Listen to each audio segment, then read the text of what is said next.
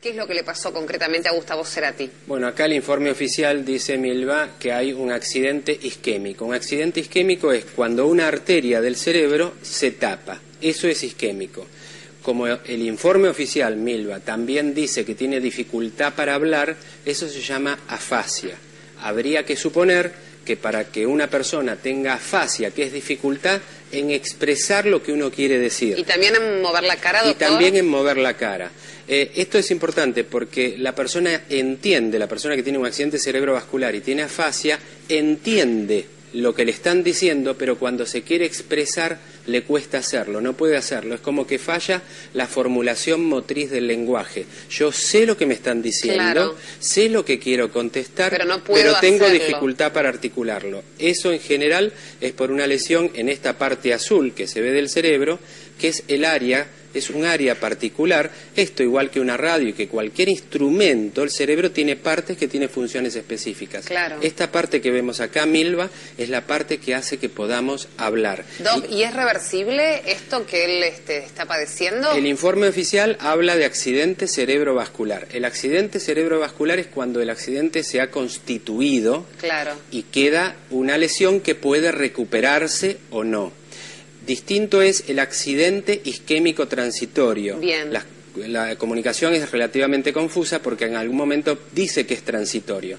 ¿Cuál es la diferencia, Milva, entre un accidente isquémico constituido, o ACV, y un AIT, o accidente isquémico transitorio? Que el transitorio desaparece en instantes o minutos, aunque la lesión pueda durar algunas horas. Ese, por supuesto, tiene mucho mejor pronóstico que un ACV constituido, que habrá que ver cuál es la extensión que tiene, y en la fase aguda los médicos son muy cuidadosos en dar un informe porque es un proceso que se está produciendo. Claro. Cerati había terminado de dar su recital, Doc, y él sufre un pico de presión, según cuentan, y a partir de ahí entonces toda esta descompensación que sigue, ¿no? Podría ser que sí, Milva, podría ser que no, porque siempre que esto sucede la presión arterial sube. Ahí hay un mito. ¿No es que la presión provoca...? A veces la presión provoca esto, porque de hecho la hipertensión es causa de accidente cerebrovascular.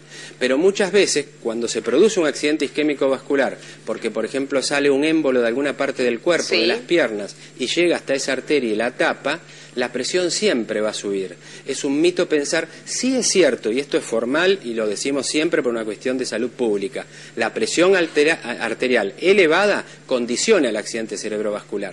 Pero esto no significa, Milva, que cuando alguien tiene un accidente cerebrovascular sea siempre porque en ese momento tuvo un pico. De hecho, muchas veces que hay un accidente cerebrovascular, la presión sube, pero es por nervios, por tensión, por estrés. Doctor, más allá de lo general, sobre un cantante, un artista como es Cerati, ¿cuál puede ser, si es que se puede ya prever alguna secuela sobre él y sobre su actividad pública? Siempre que sucede esto y cuando está pasando en el fenómeno agudo, uno pregunta cómo va a quedar esto. Claro. Acá falta suficiente información, podríamos decir, a modo de interés especulativo, que si lo que tiene es afasia como dificultad para hablar y está afectado este lado, en general, personas jóvenes tienen fuerte tendencia a recuperarlo. Él tiene 50 años, es muy joven y Dios mediante, con el tratamiento adecuado, después tendrá que verse cuál es el grado de extensión de la obstrucción. Claro.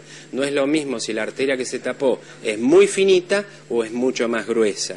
La creatividad de un músico, y él es un artista, depende del hemisferio derecho. O sea, las dos partes del cerebro son la derecha y la izquierda. Sí. La creatividad de un artista depende mucho de las funciones del hemisferio cerebral derecho, que no sería en este caso el afectado, si es que lo que dice el informe tiene dificultad para hablar y es afectación del lado izquierdo. Claro, la afectación es ponerlo en práctica, es decir, plasmarlo, decirlo, manifestarlo. Es poder hablarlo. Al momento, se llama afasia de expresión.